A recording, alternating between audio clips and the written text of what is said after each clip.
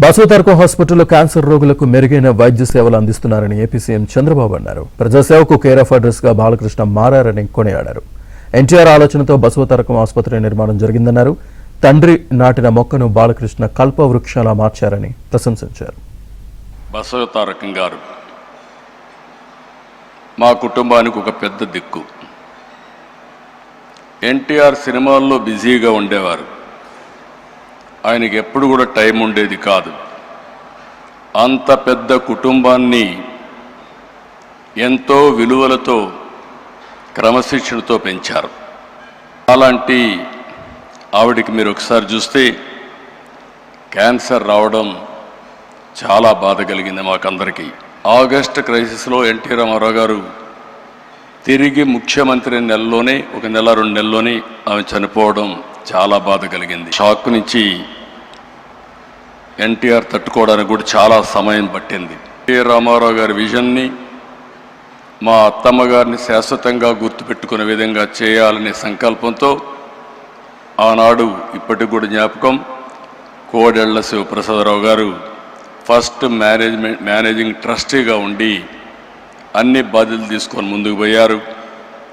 2000 సంవత్సరంలో ఆనాటి ప్రధానమంత్రి అటల్ బిహారీ వాజ్పేయి పిలిచిన వెంటనే ఎన్టీ రామారావు గారి పైన అభిమానంతో, అంతేకాకుండా నాకుండే సన్నిహిత సంబంధాలతో ఆయన వచ్చి 100 పడకల ఆసుపత్రి ప్రారంభించాం.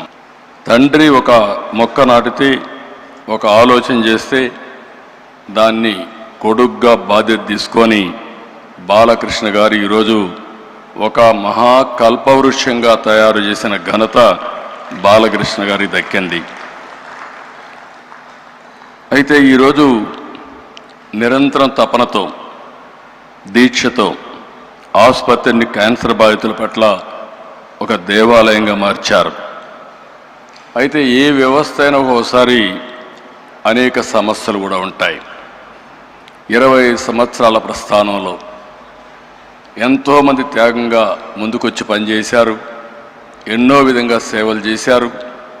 ఇందులో మాకు కూడా కొన్ని సవాళ్లు కూడా వచ్చాయి. మేనేజ్మెంట్లో కొన్ని సమస్యలు వచ్చాయి. ఆ సమస్యలు వచ్చినప్పుడు ఈ యొక్క వ్యవస్థ మనుగడ ఉంటుందా అనే అనుమానం కూడా వస్తే, అలాంటి సమయంలో మేమందరం అనుకుని ఎవరైతే దీన్ని నడిపించగలుగుతారనుకుంటే గుర్తొచ్చిన వ్యక్తి బాలకృష్ణ గారు. బాలకృష్ణ గారికి 15 సంవత్సరాల మునుపు ఈ బాధ్యత తీసుకుంటే ఈరోజు బ్రహ్మాండంగా పనిచేయడమే కాకుండా రాబోయే రోజుల్లో తిరుగులేని వ్యవస్థగా, అన్స్టాపబుల్గా దీన్ని ముందుకు తీసుకెళ్తున్నారు.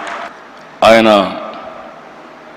ఎప్పుడు కూడా బిజీగా ఉంటాడు. సినిమాల్లో ఇప్పుడు కూడా ఈ వయసులో ఎవరు సినిమాల్లో కూడా మామూలుగా రిటైర్ అయిపోయి ఉంటారు, లేదంటే క్యారెక్టర్ ఆర్టిస్ట్గా తయారవుతారు. ఇప్పుడు కూడా ఎవర్ గ్రీన్ హీరోగా డిమాండ్ ఉంది. పిక్చర్లు కూడా బ్రహ్మాండంగా ఆడుతున్నాయి. ఇంకొక పక్క హిందూపూర్ ఎమ్మెల్యేగా కూడా బ్రహ్మాండంగా పనిచేస్తూ మొట్టమొదటి నుంచి ఇప్పటి వరకు గెలిచే నియోజకవర్గం తెలుగుదేశం పార్టీ హిందూపూర్ నియోజకవర్గం. ఈరోజు వ్యవస్థ వల్ల వేలాది కుటుంబాలకు ధైర్యాన్ని ఇచ్చింది, వెలుగునిచ్చింది. ఒక చిన్న ముక్కగా పెట్టిన ఇది 650 పడకల ఆసుపత్రి, 250 మంది పైన నిపుణులైన వైద్యులతో బ్రహ్మాండమైన సేవలు అందిస్తున్నారు. ప్రతి సంవత్సరం 3 లక్షలకు పైగా అవుట్ పేషెంట్లు, 90,000కు పైగా ఇన్ పేషెంట్కు సేవలు అందిస్తూ ఉంది. సంవత్సరానికి 8,000 ఆపరేషన్లు చేస్తున్నారు. 22 మందికి ప్రతిరోజు ఆపరేషన్ చేసే పరిస్థితికి వచ్చారు.